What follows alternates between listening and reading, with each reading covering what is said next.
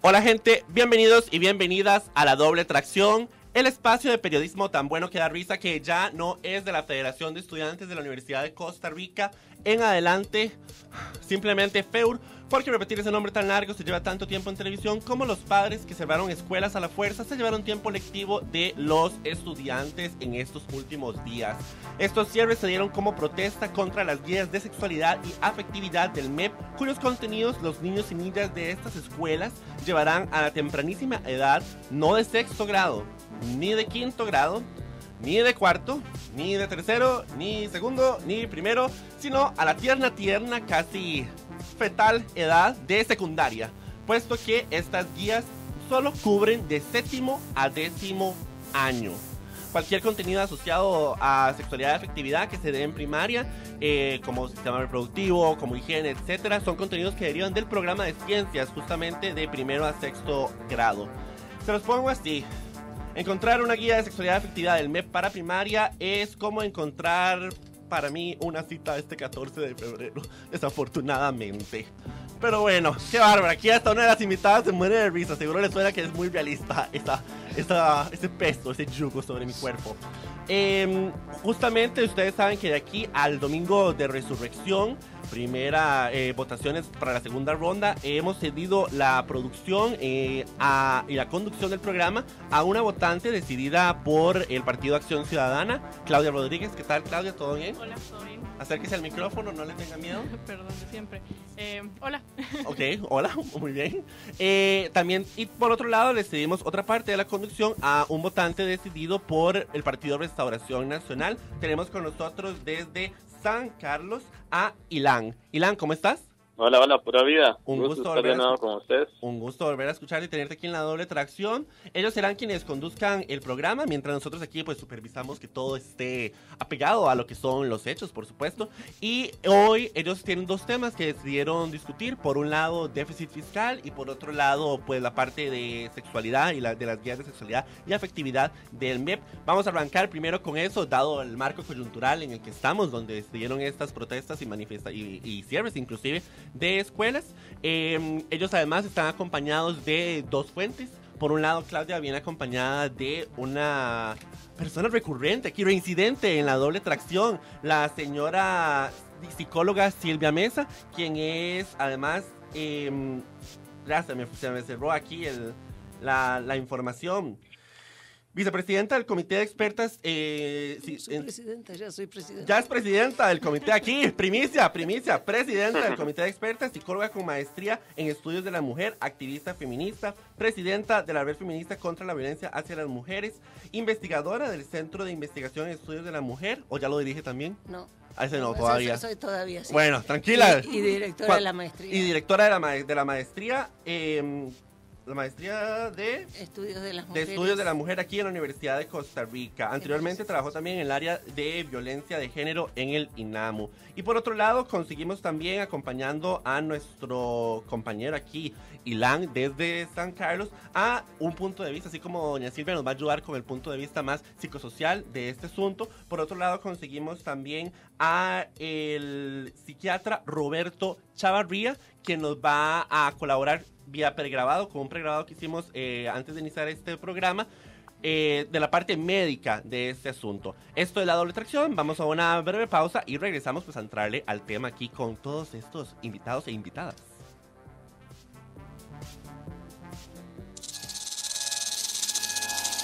Bienvenidos. Bienvenida. Doble Tracción.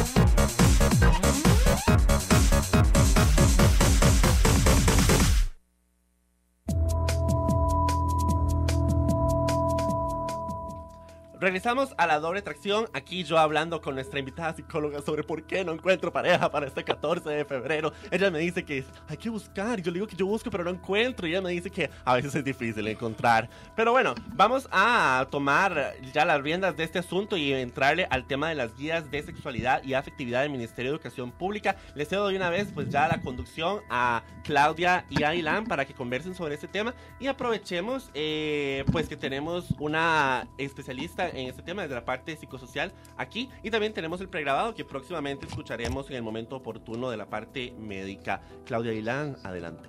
Hola, Ilan. Hola, pura vida. ¿Todo bien, por dicha? ¿Qué dicha? Bueno, voy a empezar con una pregunta, Ilan. A modo de conversación, como siempre. ¿Qué opinión te merece lo que pasó en San Carlos? Sí, pasó en la dirección regional. ¿Es usted?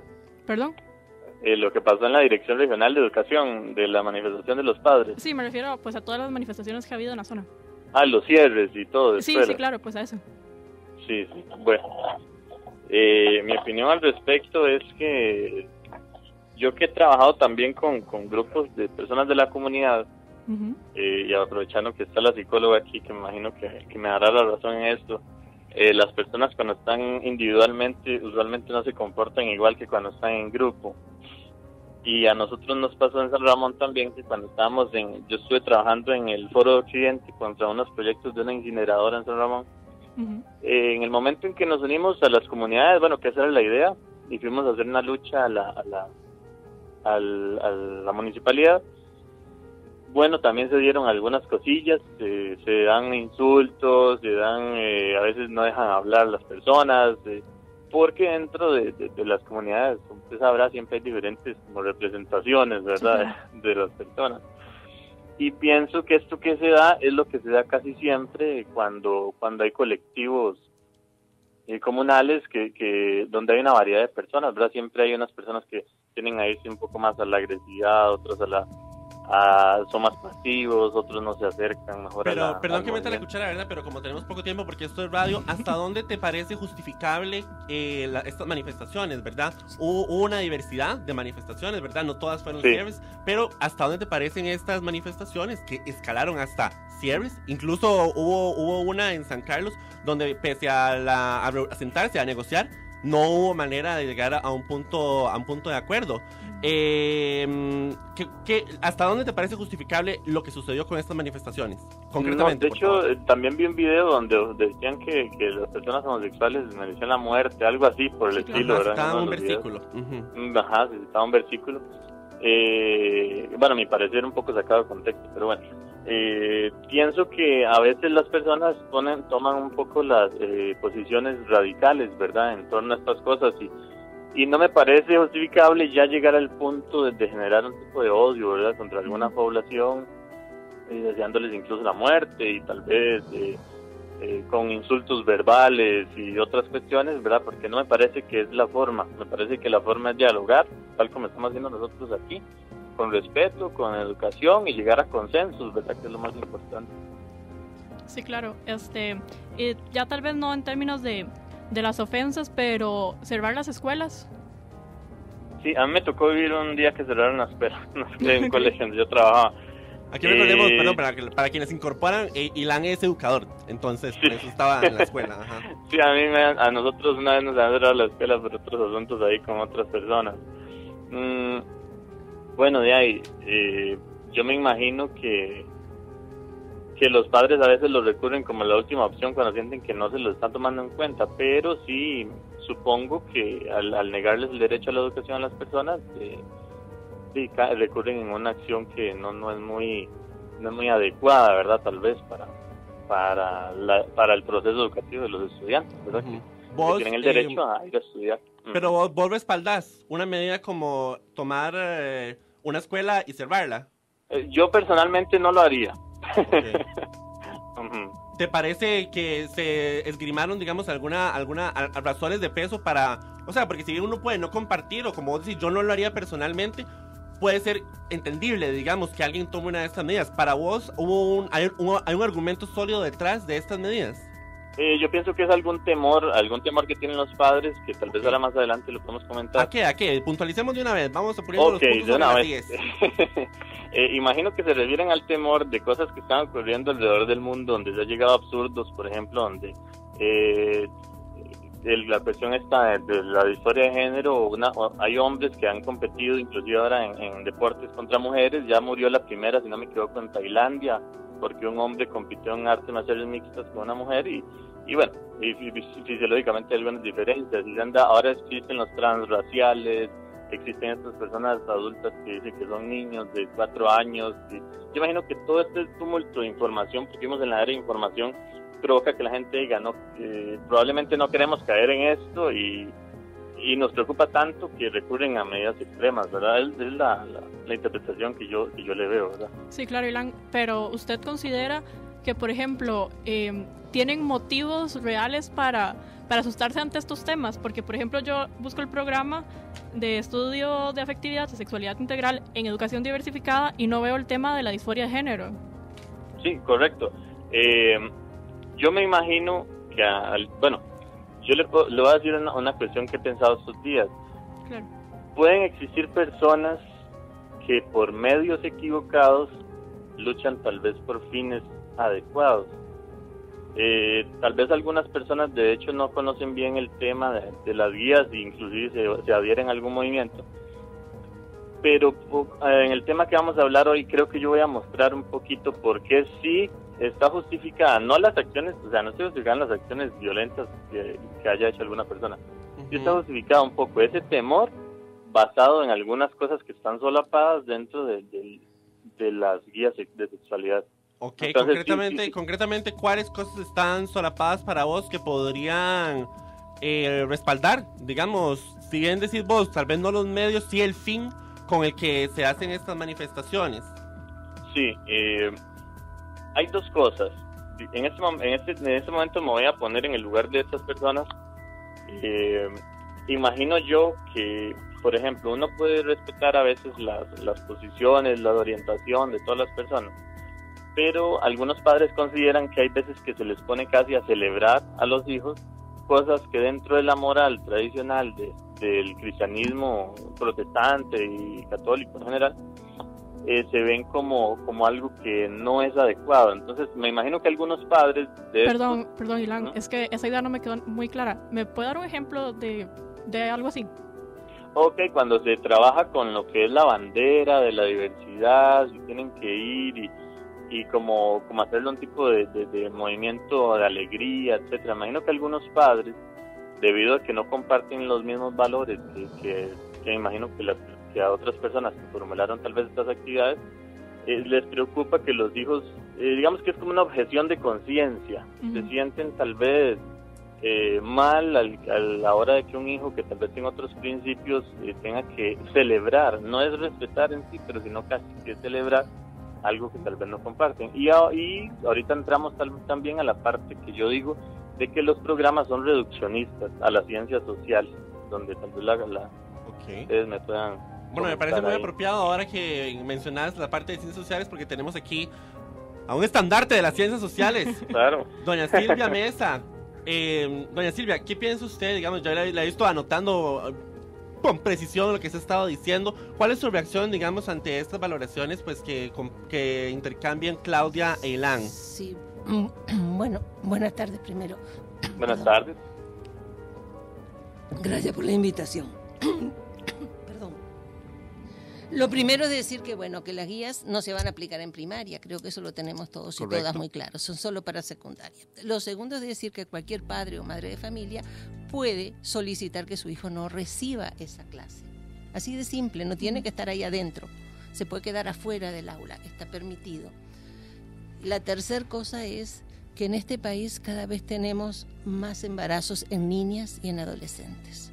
Hay como 400 embarazos en el año pasado de niñas de menos de 15 años. Y ni que hablar los de las adolescentes que andan cerca de los 2000. Estamos teniendo problemas con las enfermedades de transmisión sexual. Algunas chicas se contagian de papiloma en su primera relación sexual.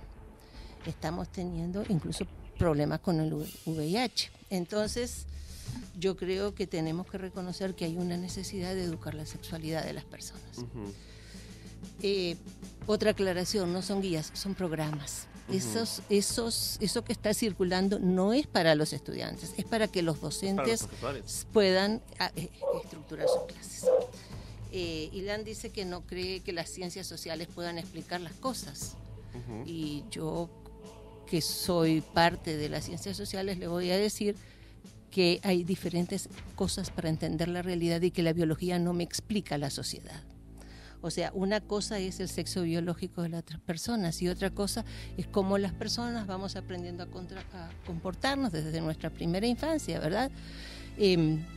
Cuando nace un niño ya le hacemos una asignación, una rotulación de género, ¿verdad? Vemos sus genitales, es niño o es niña, y empezamos desde ese momento a enseñarle cómo tiene que actuar, ¿verdad? Entonces, si el chiquito llora, no llore porque eso hacen las mujeres. Al chiquito se le regalan solo juguetes de niño, a la chiquita se le regalan juguetes de niñas, y vamos construyendo personas diferentes. Pero lo curioso es que a los 3 años el niño tiene muy claro que es niño y la niña tiene muy clara que es niña. Yo tengo un nieto de 3 años y él sabe claramente que él es un niño, y sin embargo no conoce la diferencia sexual. Él no sabe que él tiene pene y las niñas no tienen pene. No lo tiene, por lo menos no lo manifiesta, no, eso recién entre los 5 y los 6 años se aprende. Entonces, la manera en que nos conducimos las personas, los hombres y las mujeres, viene de ese proceso de socialización que vamos internalizando para formar identidades de género. Y sí, son identidades de género, la masculina y la femenina, la que tenemos los hombres y la que tenemos las mujeres, porque ahora hemos sacado como el coco la identidad de género. Si eso es lo que se conforma adentro de esta sociedad patriarcal, ¿verdad? Entonces, primer cosa, las personas tenemos identidades de género, sí señor, y el género sí existe, no es una ideología, es un constructo que hemos elaborado desde las ciencias sociales a partir de investigación científica fundamentada, tanto cuantitativa como cualitativa, que nos dice que las sociedades interpretan la diferencia sexual desde lo simbólico y desde lo social de diferentes formas para los hombres y para las mujeres. De acuerdo. Okay. Yo difiero de la apreciación de la señora. Bueno, leyendo un artículo para terminar con lo de la homosexualidad. Casi no escucho un poco los finales, entonces no sé. Para terminar con para agregar lo de la sexualidad, de la homosexualidad. La homosexualidad, en primer lugar, ha existido siempre en la historia. Y ha sido, en momentos no ha sido ni siquiera sancionada, ¿verdad? En otros momentos sí, depende de las percepciones históricas. Lo que pretenden los programas es lograr que los chicos y las chicas acepten y no discriminen a las personas por sus orientaciones sexuales, nada más. Y o sea, si a mí me preguntaran cómo una persona se hace homosexual, tendría que decir que es un proceso sumamente complejo con muchos factores y que no podría identificar un solo factor que lo lograra. Entonces, es prácticamente como una cosa, sería muy raro que a través de una clase un chico se hiciera homosexual, si no lo era desde antes. Eso se podría aceptar, pero probablemente ya lo era. Y en cuanto a la cuestión de las personas transexuales, eso sí ocurre que hay personas que no se sienten cómodas con la identidad que se les ha asignado a partir de su parte biológica. Pero eso no es para todas las personas, tampoco es para un pequeño grupo de personas. De acuerdo. Voy a dejar que hable Ilan. Ajá. Ilan, contame, digamos, doña Silvia nos da estas apreciaciones, estas aclaraciones desde su conocimiento como especialista en el tema. ¿Cuál es tu reacción? ¿En qué partes divergís con ella? Diciendo en parte, bueno, yo no soy partidario de los reduccionismos, por ejemplo, ni creo que todo se reduce a lo biológico, ni creo que todo se reduce a lo Silvia, eso de decirme que tampoco. Sí, entonces, por ejemplo, yo le pregunto a la ¿cómo se llama la señora? Doña Silvia. Doña Silvia. Doña Silvia. Es que soy malísimo para aprenderme los nombres. Doña Silvia, ¿me podría usted mencionar algunos estudios de ciencias neurológicas y cognitivas en los que se haya basado estas llamadas guías de sexualidad, que no sean estudios de ciencias sociales? Mira, tendría que ir a revisar las guías para ver cómo son, ¿verdad? Porque sí, yo las he leído, pero no he mirado hasta ese trasfondo. Pero hay estudios cuantitativos que son O sea, dentro de las ciencias sociales también hacemos ciencia cuantitativa. Ahora, aquí me parece un momento importante porque justamente así como trajimos a doña Silvia Mesa, también tenemos a alguien de la parte de medicina y fue difícil, honestamente, y justamente, bueno, aquí me parece importante el match que hay en que ambas partes, y creo que Claudia también, digamos, no huyen a los reduccionismos, porque muchas veces, y en realidad por lo menos la tendencia desde la investigación, sobre todo, ha sido la interdisciplinaridad, justamente porque no todo se puede explicar desde una sola de las ramas, y se habla de que los seres humanos son biopsicosociales, o sea que así como son determinados por la parte biológica, son determinados por la parte psicológica e incluso por la parte social, o sea que el entorno y lo alrededor nos determina.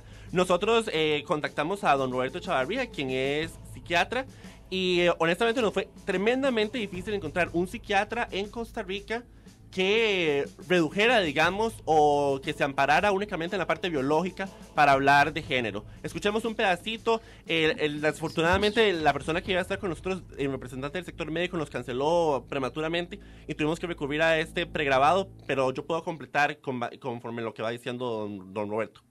Despatologizó la condición de la homosexualidad como tal.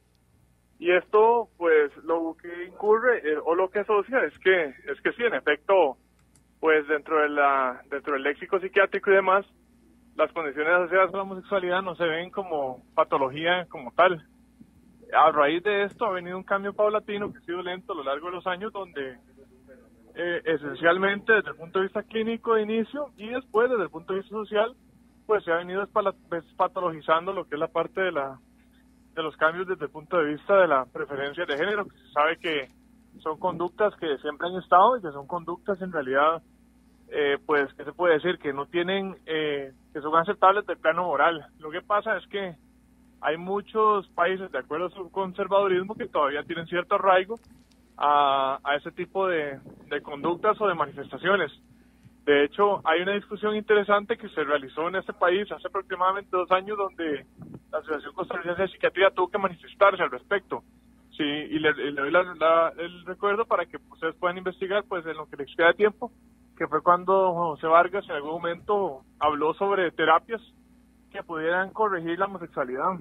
Eso fue algo que se comentó en su momento, donde en una entrevista en Canal 7 que hizo con la doctora Larissa Escalante, que es parte de la Asociación Costarricense de Psiquiatría, se dejó en claro que la posición de la Asociación Costarricense de Psiquiatría, pues, es que no se trate a la diversidad de género como una condición patológica. Okay. Y creo que esa es una condición en la que la mayor parte de los psiquiatras se comprometen, incluyendo mi persona. Okay. Y digamos, específicamente en la parte de transexualidad sucede lo mismo, porque a mí me hablaron de lo de la disforia de género, pero me dijeron que eso igual es que la tendencia ha sido más bien, así como con la homosexualidad, despatologizar esa parte también de la transexualidad. Pues en lo que es la parte de la disforia de género siempre se analizan muchas aristas, entre ellas, pues se analiza el impacto que la persona tiene de acuerdo a su respuesta dentro del punto de vista social. Entonces, en este momento lo que le puedo decir es que en cuanto a lo que concierne a disforia de género, en la parte psiquiátrica nos preocupamos más por la respuesta que la decisión de la persona, de acuerdo a su preferencia de género, cause sobre la sociedad, que sobre la persona misma como un mecanismo neurobiológico y una patología. Entonces, pues si se pueden encontrar condiciones asociadas a la disforia de género, van más relacionadas a esto, van más relacionadas a la respuesta que pueda provocar dentro del entorno social, principalmente por lo que ya conocemos, por el estigma y por el rechazo que tienen las comunidades y las familias sobre muchas personas. Pero en este momento se sigue diagnosticando, o sea, se le sigue tipificando así a las personas transexuales, o sea, que padecen, o no sé cuál es el término preciso, sino que, o sea, que presentan un trastorno de disforia de género, o ya eso no se está utilizando en estos momentos. No, las personas trans en este momento, de hecho, hay ciertos protocolos que se están siguiendo con respecto a hacer un protocolo de la escogencia de la persona trans. Ahora se habla de la mujer trans o del hombre trans de acuerdo a la escogencia de género que se tenga, pero el término de disforia como tal, aunque no se pueda encontrar que oficialmente se haya abolido, dentro del argot común de psiquiatría es muy raro escucharlo, porque lo que se procura es eso mismo, es ayudarle a la persona que ya ha tomado su decisión, porque finalmente ya su decisión está clara. Hay que reconocer también aquí que la decisión se toma después de seguir un protocolo prolongado, un protocolo donde la persona es valorada desde el punto de vista de la parte mental, de que no haya ninguna condición que pueda, una condición, cuando hablo de condición hablo de alguna enfermedad mental que pueda estar... Bueno, acabamos de escuchar a un extracto del pregrabado que tuvimos con el psiquiatra Roberto Herrera. Les doy la palabra a doña Silvia, que tiene una reacción, y por supuesto a Ilan, que justamente nos preguntaba sobre fundamento de la parte de lo que no es ciencias sociales, sino en este caso ciencias médicas. Yo voy a decir una cosa. O sea, yo no puedo negar que las personas tenemos un trasfondo biológico. Pero precisamente lo que nos humaniza es cómo nos construimos en el contacto con las otras personas, cómo lo que escuchamos de otras personas, cómo en esa interacción que tenemos con otras personas vamos cargando nuestros significados, ¿verdad? Entonces sí, hay una interacción entre ambas partes. Estoy absolutamente de acuerdo con lo que dice el psiquiatra, porque desde 1953 el tercer manual diagnóstico estadístico de enfermedades mentales sacó a la homosexualidad de las enfermedades mentales. No es una enfermedad. Y aunque se mantiene sí la disforia de género, ve que ya socialmente no se está Perfecto. aplicando. Es importante contextualizar a la gente que no ha escuchado el término de disforia de género. En manuales de diagnóstico, aquellas personas que justamente no identifican su género de la misma manera o no lo empatan con el sexo con el que nacieron, se les diagnosticaba con disforia de género. Sin embargo, nos explicaba don Roberto Chavarría que es muy extraño en estos momentos encontrar a alguien que continúe diagnosticando eso así. Nosotros le preguntamos a don Roberto que entonces cuál era la manera en que se estaba concibiendo, y él nos decía que en ese momento, digamos, en los manuales, un trastorno se considera algo que es dañino para el ser humano, digamos, que le genera un obstáculo para vivir su vida plenamente y sanamente, y que en este caso, pues lo que ha sucedido es parecido a lo que sucedió con la homosexualidad, que es despatologizar esto, dado que se considera que el concebir un género distinto al sexo no es lesivo para estas personas. Ilan, me gustaría escuchar tu punto de vista a la luz de estos, pues de este criterio médico que nos da don Roberto Chavarría. Sí, ok. Le puedo citar a Steven Pinker, que es un ateo, primero que nada, para que no haya ahí sesgo de vaya a pensar que... Steven Pinker sacó un libro que se llama La Tabula Rasa. En él, Steven Pinker pone una cantidad de estudios científicos de las diferencias biológicas, cerebrales, encefálicas en general, etcétera, que caracteriza al hombre y la mujer, donde él trata de refutar un poco cómo es esto de que se reduce todo a lo social que se crea, etcétera. En los planes de sexualidad y afectividad del Ministerio de Educación Pública, dice en una de las actividades, antes lo estaba viendo un momento, decía que la pregunta que había que hacer a los estudiantes era, ¿cuándo nos enseñaron a ser hombre o mujer? Y también creo que era otro documento que era INAMUMED, que estaba en un PDF, lástima porque lo tengo en el teléfono, entonces no lo puedo consultar en este momento porque... Pero comentaron sobre el de la guía. Ese no era el de la guía, sino que era una política que promueve el INAMO junto con el MED. No, pero el primero que mencionaste que era una actividad que aparecía en la guía. Ajá. Sí, las guías dicen, esa sí la tengo por acá, mencionan los programas. Sí, los programas dicen, sin reducir el tema a un abordaje biológico de la reproducción, basándose en las Naciones Unidas. A mí me parece correcto, pero resulta que uno revisa y no hay ningún abordaje de la parte neurológica. Hay un estudio aquí de la Universidad de Stanford, Stanford Medicine, en el verano del 2017, se llama Sexo, Género y Medicina. Dice, hay demasiados datos apuntando a que las bases de la biología y la base cognitiva del sexo son diferentes, tantas como para ignorarlo, tanto en estudios con animales, y se continúa con estudios, habla de los estudios en monos, con juguetes, etcétera, que mencioné yo la vez pasada. Dice que es abrumadora la cantidad de investigaciones que apuntan a que lo que decía, por ejemplo, la compañera doña Silvia, de que nosotros somos casi que creados por la cultura, yo lo veía un poco reduccionista también, es falso, porque las inclinaciones de los seres humanos ya vienen casi que determinadas en una mayoría, porque siempre hay unas personas que salen del molde, desde lo biológico. ¿Y a qué voy con esto? Porque el asunto, tal vez para puntualizar, es que a mí me parece que las ideas de sexualidad, en lo que es axiológico, o sea, en el tema de valores, respeto a las personas, etcétera, me parece excelente.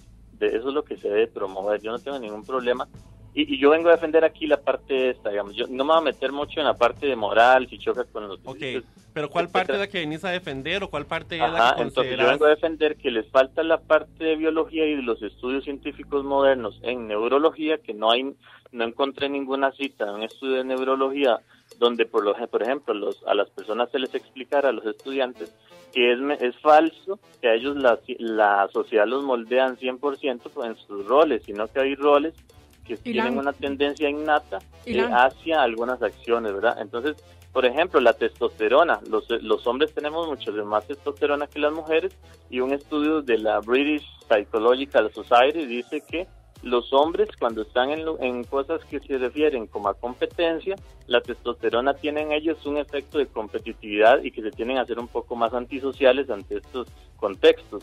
Cuando está en un contexto donde no implica la competencia, más bien promueve la testosterona, la generosidad. De acuerdo. Claudia, no tengan miedo en interrumpir. Está en su casa. Vamos. Es que creo que previamente habíamos hablado de que ninguno de los tres cree en absolutismos, digamos, o en reduccionismos, que a veces son lo mismo, ¿verdad? Sí. Pero me parece curioso señalar que usted dice que las guías hablan de que somos 100%, porque ese fue el porcentaje que utilizó, 100% que somos creados por el medio social. Prácticamente es lo que no se dice nunca es la parte biológica. O sea, pero no entiendo de dónde saca esa conclusión. Porque no tiene ninguna referencia a la parte esta de a la parte biológica. Y digamos, precisamente del tema biológico, ¿usted qué esperaría? Digamos, que se diga que las mujeres tienen vagina y los hombres tienen pene. No, eso está más que claro en lo que son las guías. Yo creo que, bueno, no siquiera habría como que explicarlo mucho, pero el asunto es que en la parte de enfermedades de transmisión sexual me parece excelente, me parece que esa parte sí se pone en científicos. Pero entonces, ¿en dónde está la carencia de contenido biológico? ¿Qué es lo que vos... cuando hablan de las identidades de género, que el género, que la sociedad que nos moldea, que les preguntan a los estudiantes cuándo fue que nos enseñaron, que vayan y entrevisten a personas de otras generaciones, hay una parte de una actividad para ver más o menos las diferencias generacionales en cuanto a la percepción sobre algunos temas, ¿verdad? La diferencia y lo usan como para dar a entender que la sociedad anterior modificó de gran manera los roles. Uh-huh. Y es cierto en parte, pero nunca se toca, y lo digo porque es un problema de omisión, no un problema de que ellos lo tergiversen, algo así, lo ponen reduccionista 100%. ¿Nunca se toca qué? ¿Ah? Dijiste que nunca se toca qué, ¿qué es lo que nunca se toca? Nunca se toca, por ejemplo, que estas variaciones en el comportamiento entre los hombres y las mujeres, algunas son biológicas. ¿Y sabe por qué creo que es importante? Porque en otros países, como le explicaba más antes, se llega al absurdo de decir que una persona solo por el hecho subjetivo de creerse mujer, entonces ya puede competir con mujeres, por ejemplo. Y hace poco lesionaron en un golpe muy muy fuerte a otra peleadora de artes marciales mixtas, y se ha llegado a absurdos como para decir que es más importante, como en el decreto que hizo el presidente Luis Guillermo Solís a los servidores públicos en contra de la discriminación, y no me acuerdo el título completo, uh-huh, donde decía que primaba la percepción de la persona propia sobre la realidad objetiva, digamos, de lo que se observa. Ajá. Entonces yo me pregunto, filosóficamente nos estamos devolviendo a un idealismo donde cuenta más la idea y donde lo biológico no cuenta. Silvia Mesa, cuéntenos. Sí, bueno, yo voy a decir una cosa biológica, uh-huh, porque Ilan decía que la testosterona explica la competitividad, y se ha usado el asunto de la testosterona para explicar por qué los hombres agreden a las mujeres. Pero resulta que en el momento que se está agrediendo, o sea, no es que agreden porque tienen más alto nivel de testosterona, sino que se ha comprobado científicamente que en el momento de la agresión se sube el nivel de testosterona. Okay. Pero se llega a la agresión porque hay una diferencia de poder entre el hombre y la mujer. O sea, él no está viendo la estructura social. Me parece que Ilan, yo entiendo lo que él dice de lo biológico, pero hay que cruzar lo biológico con que vivimos en una estructura social que se llama patriarcado, que existe además una ideología del patriarcado que pone a las mujeres en una posición de subordinación. Y si no vemos eso, no lo vamos a entender, ¿verdad? Okay. Yo creo que sí hay que complementar, pero hay que complementar poniendo límites también a lo biológico. Nosotros no somos animales, no somos solo biología.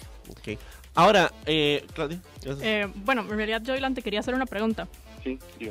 Si así como un deseo, yo no sé, de un genio, vos pudieras adherir una oración a estos programas del MEP, ¿cuál sería? Me parece excelente, me gusta mucho la pregunta. Por ejemplo, en la página 39 dice, se le consulta a los estudiantes, ¿por qué se les han señalado estas características para los hombres y las mujeres, basándose en el comportamiento, digamos? Dice, existe un modelo social de ser hombre y de ser mujer. ¿Qué diferencias existen entre ambos géneros? ¿Dónde y cómo se nos enseña a ser hombres y mujeres? Totalmente acientífico. O sea, yo entiendo que hay moldes sociales pero más bien el molde social se crea por la misma tendencia biológica. No creo yo que en todos los países nos hayamos puesto de acuerdo para decir, actuemos muy similar. O sea, es simplemente la biología actúa, se crea el estereotipo y el estereotipo lleva a un movimiento social. Ilan, pero para terminar esta idea, y le digo la oración que usted me solicitaba. Entonces, yo no creo que sea necesario mentirle a los estudiantes sobre que sus diferencias son meramente sociales para que se pueda crear un ambiente de paz. Porque a un hombre, a mí como hombre, me encanta, digamos, conocer cuál es mi composición biológica y saber el porqué de alguno de mis comportamientos, y desde la filosofía, desde la teoría evolucionista y la psicología evolucionista, me he explicado muchos comportamientos y yo digo, ok, son comportamientos que yo tengo y que biológicamente tal vez me motivan un poco a actuar pero así, te toman la palabra. Te toman la palabra porque si no, las palabras es infinito serían, el tiempo. ¿Cuál es la oración ejemplo, que le agregarías? ¿O cuál es la modificación? Supongo que por ahí va la pregunta de Claudia, que le harías a esta parte que vos estás puntualizando. Pero puntualmente. Okay, puntualmente, sí. Yo les pondría a los estudiantes a investigar si de verdad todas las formas de actuar de los hombres y de las mujeres vienen determinadas por la sociedad. También me parece que es importante porque, ¿por qué hablo tanto de la ciencia? Porque los programas deben ser científicos. Pero entonces, ¿cómo? Me estás diciendo que las ciencias sociales no son ciencia. Son ciencias sociales, pero no hay ciencias duras involucradas en esto. Pero vamos por partes. Antes de abordar esto, pero entonces vos, la manera en que redactarías eso sería... Sería, por ejemplo, cuando los chiquillos van a ir a investigar sobre las diferencias de hombres y de mujeres, no les metería de una vez el reduccionismo. Explicaría que... ¿Cómo redactarías la consigna del ejercicio? Correcto, que vayan a investigar sobre investigaciones tanto en ciencias sociales como ciencias duras sobre las diferencias entre el cerebro y el comportamiento masculino y femenino, porque me parece importante ese integracionismo de todas las ciencias, sin rechazar, no es que quiera rechazar las ciencias sociales, pero para que haya una confrontación y no solo nos volvamos personas que pensamos que todo lo crea la cultura, ¿verdad? Ilan, pero es que yo sinceramente estoy en la página 39 del mismo programa y no encuentro lo que vos decís en términos de que todo se reduce a lo social. O sea, cuando lo que propone el programa en estos términos es hacer preguntas, que los niños se cuestionen. Correcto, pero nunca los manda a investigar ni los pone en un contexto donde se vean enfrentados con investigaciones de las ciencias duras. Simplemente les dicen, y ya la pregunta va prejuiciosa porque dice, ¿qué diferencia? Ajá. ¿Dónde y cómo se nos enseña a ser hombres y a ser mujeres? O sea, ya está asumiendo que se nos enseña a ser hombres y mujeres cuando la biología y los estudios de ciencias cognitivas y... Pero me parece que ahí hay un error de interpretación de tu parte, porque preguntar dónde y cómo se nos enseña a ser hombres y mujeres no implica que no hay que no hay una parte que está determinada biológicamente, digamos. O sea, el hecho de que hayan espacios donde se nos enseña a ser hombre y mujer no quiere decir que no tengamos influencia biológica, ¿me entendés? Pero en los programas dicen específicamente que prácticamente la parte biológica se reduce a los genitales. Eso es falso. Los genitales son simplemente una expresión del fenotipo y de los genes. Ahora, a mí me los parece, llevaron- antes de ceder la palabra a doña Silvia, me parece curioso porque, bueno, no tenemos tiempo para pasar el resto del pregrabado, pero el mismo psiquiatra, don Roberto Chavarría, nos decía que justamente la psiquiatría, que es la ciencia médica, lo que vos probablemente llamarías ciencia dura, que ahora doña Silvia responderá a eso, ha incorporado justamente la parte psicosocial. Incluso la Asociación Internacional de Psiquiatría ha incorporado la parte psicosocial para reentender lo que es el género, digamos, para reentender para reentender lo que es la construcción de la identidad de género de las personas, al punto tal de que, como decíamos antes, no se habla ya de una patología, sino se habla de una elección. Incluso yo le pregunté a don Roberto si entonces, si ya no se concebía como un trastorno, ¿cómo que se concebía? Y él me decía, se concibe como cualquier elección, digamos, como aquellos que aquellos que eligen fumar, aquellos que eligen vivir en pareja, aquellos que eligen casarse, que concebirse, concebir y construir su género, identificarse como hombre o mujer o como otras cosas, eso es parte de la vivencia de la sexualidad, o sea, es una elección más. Me llama la atención, digamos, que de tu parte entonces vos más bien irías contra la corriente más bien de la psiquiatría, porque incluso... Basado en los estudios científicos de cientos que se pueden encontrar en Pero entonces, por ejemplo, a vos un pronunciamiento como el de la Asociación Costarricense de Psiquiatría, donde ellos avalan el fallo de la Corte Interamericana de Derechos Humanos y avalan el reconocimiento de la identidad de género de las personas trans, ¿te parecería, vos estarías dispuesto a asegurar que entonces esta asociación dista de las investigaciones científicas? En realidad sí, y lo dice Steven Pinker, lo dice un montón de científicos reputados. Hace poco hay un documental, el de Noruega, que les mencionaba, donde inclusive el lugar donde hacían los estudios de género fue reorganizado después de que descubrieron que la mayoría de investigadores de género no utilizaban los estudios científicos. O sea más que modernos. vos entonces, incluso el don... Pero hay dos dimensiones, para hacer una aclaracióncita de las dimensiones. Yo soy docente de educación especial también. Por ejemplo, yo reconozco que un estudiante mío tiene síndrome de Down.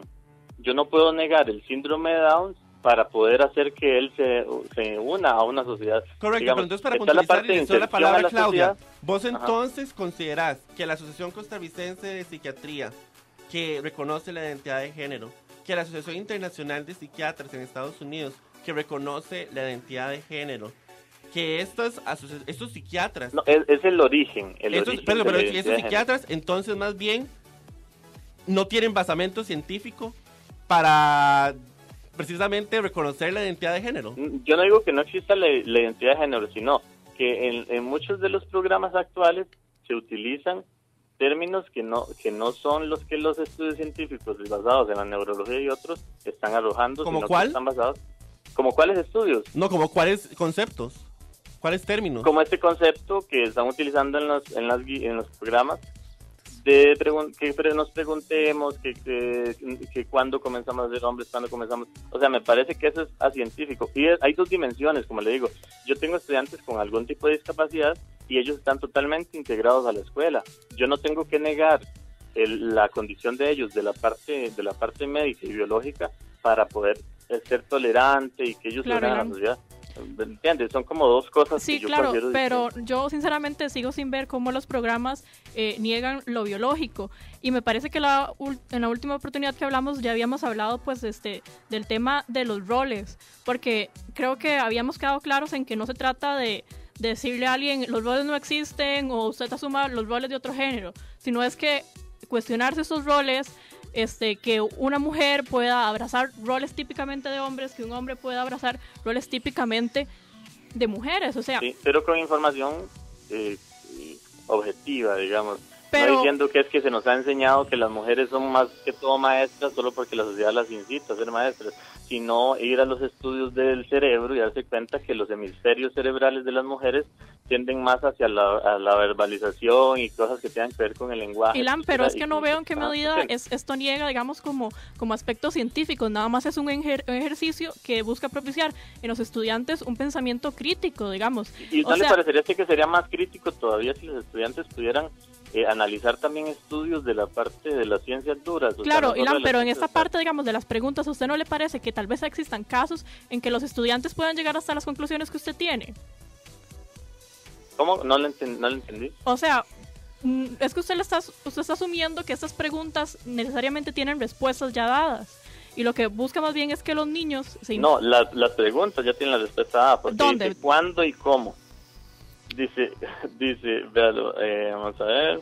Dylan, pero yo ¿Dónde fácilmente... y cómo se nos enseña a ser hombres y mujeres? Dígame si no está asumiendo Dylan, que se nos yo enseña a ser hombres y fácilmente, mujeres. como estudiante de 10º año, puedo llegar a una conclusión que no es esa. O sea, yo puedo llegar y decirle a mi profesora, y nadie me va a castigar por eso, y decirle, profe, la verdad yo considero que eso está establecido genéticamente, la verdad yo siento que así ha sido toda mi vida. ¿Y por qué que no los ponen a investigar esa parte, sino que solo los mandan a investigar cómo la sociedad los hizo así? Es que los está poniendo a hacerse preguntas, es usted el que está asumiendo esas cuestiones. No, la pregunta lo asume, porque dice dónde y cuándo, o dónde y cómo, perdón.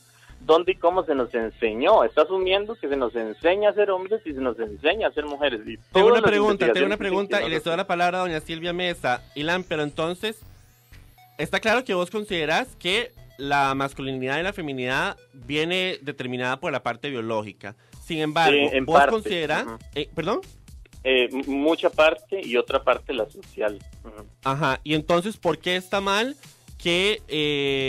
o porque está limitado que se les pregunte también por la parte de las influencias sociales y psicológicas? Me parece perfecto que les pregunten sobre las influencias sociales, pero no reducirlo solo ahí, porque dígame usted cuál pregunta de todas las que salen en la página 39 les plantea a ellos que vayan a investigar. Pero digamos, para eso no están todos los programas de 7º, 8º, 9º, que justamente se enfocan en la parte biológica, digamos. Sí, pero más que todo en el sistema reproductor y otras cosillas que yo siento que tal vez no. O sea, yo lo que digo es que si son programas de verdad, o sea, yo aquí no juzgo la parte moral en este momento del programa. Ajá. Si son programas que quieren ser programas científicos, como dice la ministra, o sea, ¿por qué no incluyen esa partecita? O sea, no es tampoco que yo estoy pidiendo ahí una cosa tremenda, pero porque no incluyen también algunos avances. Hace 20 años que el cerebro era muy desconocido, pero hace 20 años para acá que la tecnología ha avanzado tanto, se han descubierto muchas cosas. Doña Silvia Mesa. Sí, dos cosas. La primera es que existe una rama de la psicología, que es la psicología conductista y la psicología del aprendizaje, que ha hecho estudios científicos de laboratorio con grandes muestras, donde se pudo demostrar cómo se recompensan algunas actitudes y se castigan otras. O sea, el caso simple de lo que se le permite hacer a un niño o no se le permite hacer, y lo que se le permite hacer a una niña y no se le permite hacer, y cómo se premian ciertas actitudes. Y eso instala los comportamientos. Eso por un lado. Y lo otro, dijiste que las mujeres se inclinan solo por ser maestras. No solo, sino que hay cierta... en los países donde hay más igualdad de género, esa es la regla, porque al dejarles naturalmente fluir su parte natural... Sí, pero yo debo decirte que cuando las niñas entran a la escuela tienen el mismo potencial para las matemáticas que tienen los niños. Correcto, y que cuando llegan a la pubertad eso se corta porque se inserta el género, ¿verdad? Y entonces tendríamos que explicar cómo existen mujeres, como fue Marie Curie, pero esa fue la que sabe todo el mundo, como fue Rosalind Russell, que fue la cristalógrafa que descubrió el ADN, que después se lo publicaron los otros dos señores. Y que en el momento actual tenemos una Sandra Kaufman en la NASA con el programa de Marte, y tenemos aquí en la UCR una Leonora de Lemos, que es la única persona en América Latina que puede lanzar sondas al espacio. Entonces, y me tienen a mí como docente y soy hombre. O sea, yo no he negado en ningún momento las excepciones. O sea, yo simplemente digo que hay una tendencia generalizada que no incluye el 100% de la población, sí, porque lo lleva a actuar de porque se nos entrenó para cuidar. Es que eso no está comprobado. Porque usted dice que no está comprobado y yo le digo que sí que está. Porque a usted no le dieron una muñeca que tenía que los cuidar. roles nacen totalmente de la sociedad. A usted no le dieron una muñeca que tenía que cuidar cuando era niño. Los estudios dicen que los bebés de meses, con los escáneres visuales en las investigaciones, los bebés tienden a tomar más, los varones, los carritos y a mirar más, los carritos y los balones, y las mujeres más las muñecas. Ahora, para cerrar, Ilan, vos has dicho que no compartís tampoco los reduccionismos. Sin embargo, ¿qué insumo de las ciencias sociales, de la psicología, de la sociología has incorporado vos a las conclusiones que estás manejando, digamos? Porque si bien es cierto, vos estás tu argumento parece tener como piedra angular la parte biológica.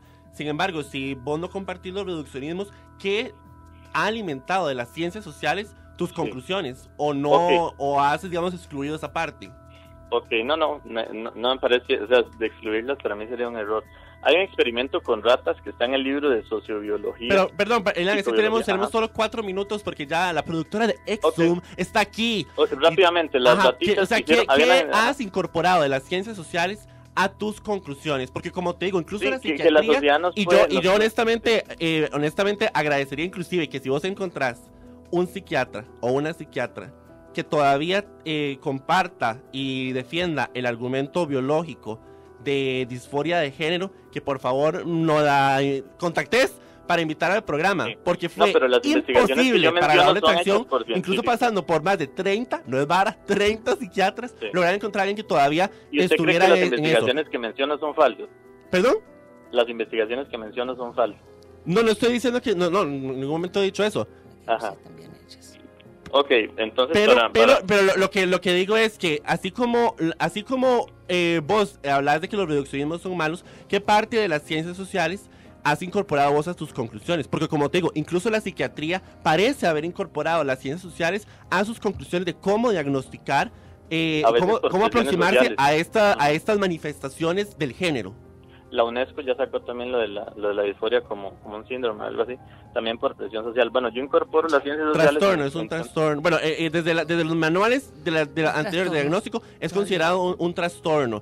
Pero como te digo, la tendencia psiquiátrica es despatologizar esto. O sea, yo de nuevo invito y cualquiera de la audiencia que nos escucha, por favor, ayúdenos a la doble tracción. Si es que nos quedamos. Pero déjame terminar, por favor, Ilan, porque estamos cortos de tiempo. Cualquiera que nos escucha, nos ayude a la doble tracción, porque si fue que nos quedamos cortos, que nos ayude a traer a alguien de psiquiatría, de la ciencia médica, que nos pueda argumentar desde esa parte, porque lo intentamos y no fue posible. Siempre encontramos a psiquiatras que más bien nos comentaban de que esa fue la tendencia y que ya no lo es. Ahora, para concluir, tenemos 2 minutos. Ilan, ¿qué parte de las ciencias sociales has usado para alimentar tus conclusiones? Y me gusta también preguntarle a Claudia, ¿qué parte de la parte biológica consideras vos que alimenta las conclusiones con las que vos pues defendés y argumentás? Ilan. La parte social es muy importante porque hay comportamientos biológicos que ya no son útiles en una sociedad civilizada. Entonces la parte social nos ayuda a abandonar algunas tendencias que por innatez tenemos, que no nos son útiles y no ayudan a la paz. Entonces en ese momento la cultura es transformadora para crear paz y motiva a todas las personas a que me digan cuáles son los estudios científicos para negar las bases biológicas de la disforia de género, que me los traigan y yo con mucho gusto los leo todos los que me manden, porque todo lo que yo he leído de especialistas tiene un trasfondo biológico. Ok, Claudia. Pues yo jamás podría negar el trasfondo biológico pues del tema.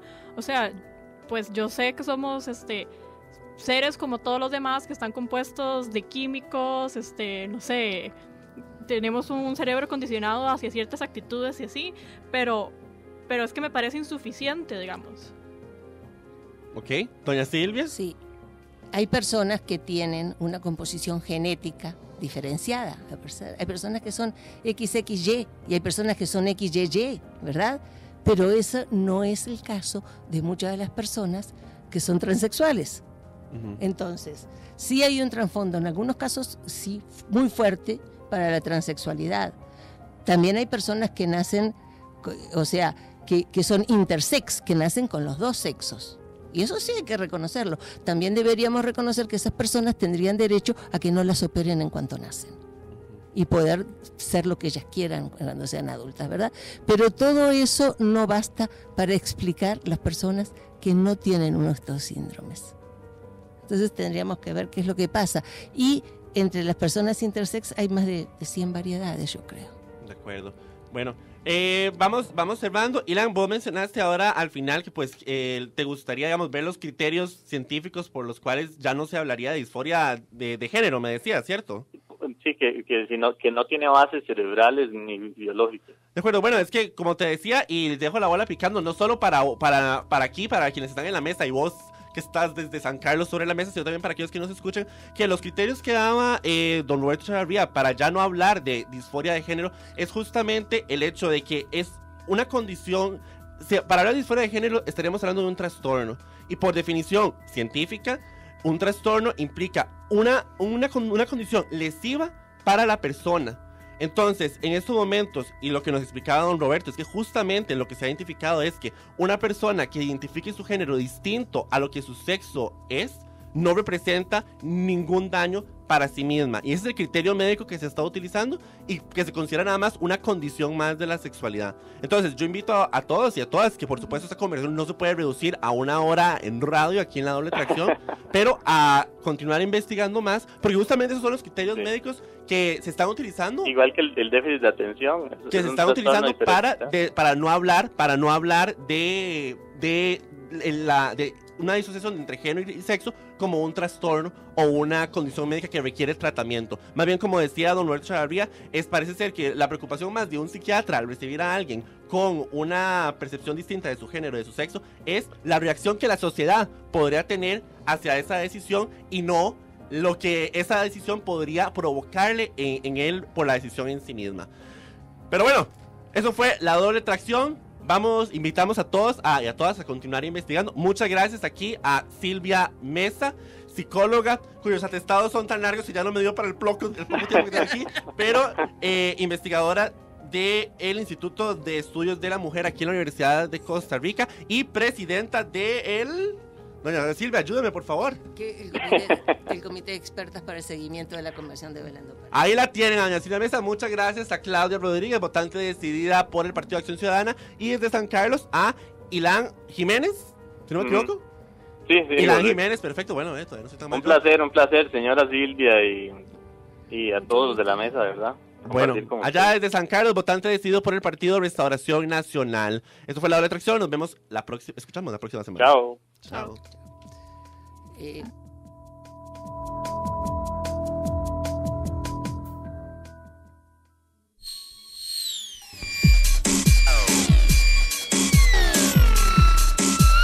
Doble Tracción.